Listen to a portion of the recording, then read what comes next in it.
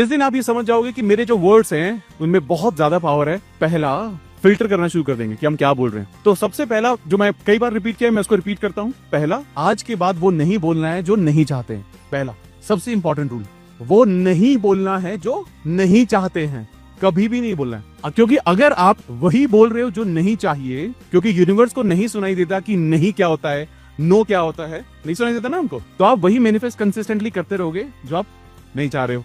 और आपको लग रहा है कि यार ये मेरी जिंदगी में तो बिल्कुल उल्टा हो रहा है। कितने सारे लोग हैं जो मैं बार बार बोलते हैं कि मैं जब कुछ करने जाता हूँ, मैं जैसे ही अफर्मेशन लिखता हूँ, जो लिख रहा हूँ बिल्कुल उसका उल्टा होता है। इसका मतलब क्या है? इसका मतलब ये है कि जब आप उसको लिख रहे हो और आपकी जो एनर्जी है, आपकी एनर्जी उस चीज पर ज्यादा जा रही है जो आप नहीं चाहते हो, रादर देन जिसपे चाहते हो।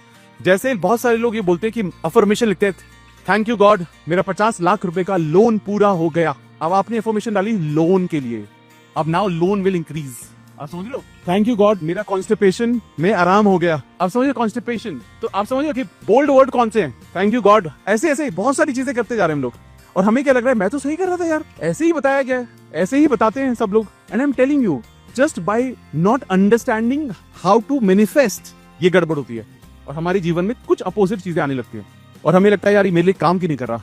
कुछ कुछ कुछ कुछ कुछ हो जाता है, जब बहुत कुछ करने जाता हूं तो वो नहीं होता। उसका कारण क्या है? उसका कारण है सिर्फ हमारी एनर्जी, हम क्या कर रहे हैं, कैसे कर रहे हैं। तो पहला, words we speak, be very careful. चुप रहना ज्यादा समझदारी है देन गलत बोलना।